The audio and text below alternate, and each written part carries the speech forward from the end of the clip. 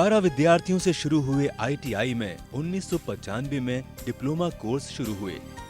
1997 में engineering course शुरू हुए। धीरे धीरे इसकी ख्याति बढ़ती गई। उस संस्था में प्रवेश पाने के लिए केवल गिरिजन ही नहीं, सभी वर्ग के लोग उत्साह दिखाने लगे। 2000 तक उस संस्था में सभी आवश्यक उपकरणों की व्यवस्था हो गई। फिर क्या था, अब उन्हें पीछे पलटकर देखने की जरूरत नहीं पड़ी। 2004 तक संस्था 7500 विद्यार्थियों से युक्त होकर 200 एकड़ भूमि पर विस्तृत हो चुकी है।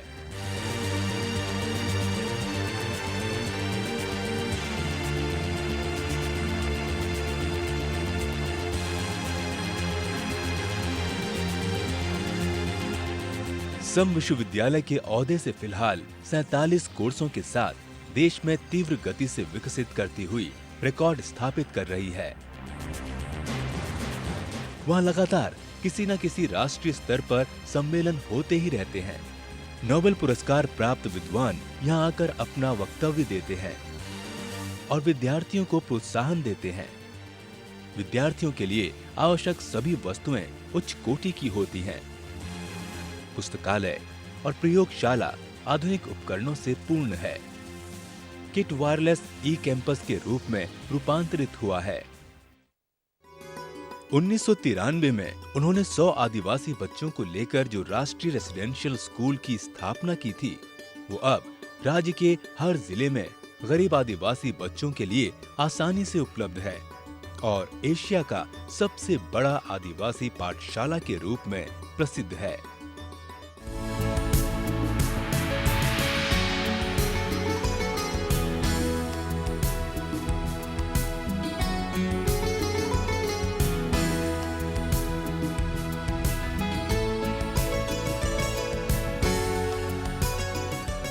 इस तरह विकसित होते हुए इस स्कूल को Achyutanand ji Kalinga institute of social sciences के रूप में रूपांतरित कर पाए।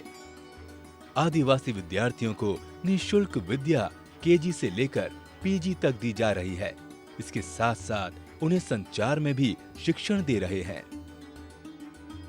तो उस टाइम ट्राइबल बच्चे लोग का उतना भरोसा नहीं था जी प्रैक्टिकली क्या होगा क्या नहीं होगा, ये होगा। तो उस टाइम ट्राइबल बच्चे लोग को कन्विंस करके लाना पड़ रहा था। उसका पिता माता को भी कन्विंस करके लाना पड़ रहा था। And there is a tremendous rush among the tribal students to get a seat और chance in this tribal school.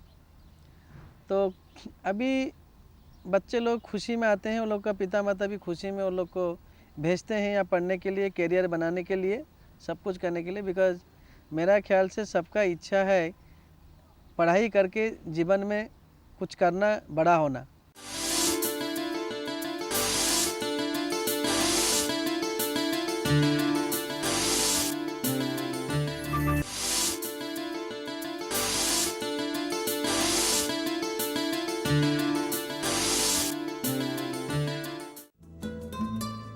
स्कूली शिक्षा, इंटरमीडिएट, स्नातक, BBA, BCA के साथ साथ पोस्ट ग्रेजुएट कोर्स भी वहां है। साधारण अंकों से उत्तीर्ण विद्यार्थी ITI में प्रवेश लेकर अपनी ऐच्छिक विषय में शिक्षण ले सकते हैं। उसी तरह driving, TV, mobile repairing, tailoring, food preservation जैसे कोर्सों में भी शिक्षण प्राप्त कर सकते हैं। उच्च शिक्षा प्राप्त करने की इच्छा रखने वाले विद्यार्थी अपनी रुचि के अनुरूप कोर्सों में प्रवेश ले सकते हैं। पढ़ाई का साथ साथ कुछ वोकेशनल ट्रेनिंग यहाँ चल रहा है, मेनली फॉर गर्ल्स। दूसरा तरफ वो लोग बहुत प्रोडक्शन कर रहे हैं, like your phenyl, chalk, candles, pickles etcetera etcetera. These are all generally inside vocational training चल रहा है बच्चे लोग का। गिरिजन विद्यार्थियों के लिए स्थापित किस के प्रांगण में अत्यंत विशाल भवन है। 3000 विद्यार्थियों के रहने के लिए हॉस्टल भी बने हैं।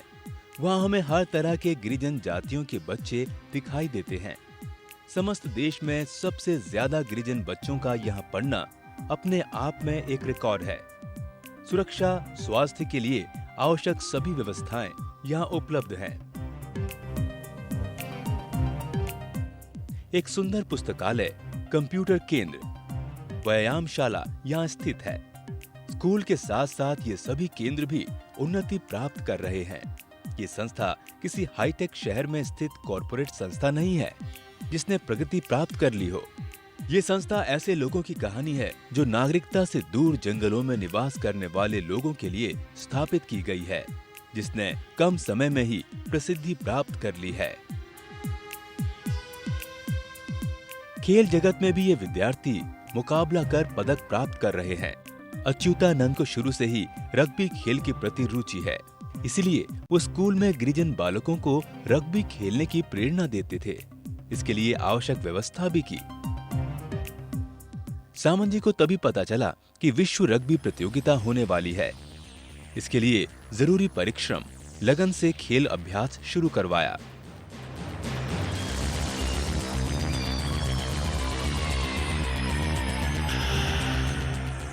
दो वर्षों में ही एक अच्छे दल का चयन किया। अंग्रेजी की अच्छी शिक्षा भी दी। जिन्होंने अपने बचपन में कभी हवाई जहाज नहीं देखा, उनसे हवाई जहाज की सवारी करवाई। 12 लोगों के एक दल को 14वें वर्ल्ड कप प्रतियोगिता के लिए लंदन भेजा। ग्रुप बी हमारे दल ने अन्य 4 देशों को हराया। अंत में सितंबर 29, 2007 को हमेशा विजयी रहने वाली दक्षिण अफ्रीका से खेलने के लिए मैदान में उतरी। गिरिजन बच्चों की चुनौती कर रहे दक्षिण अफ्रीका को ही सभी ने विजयी समझा।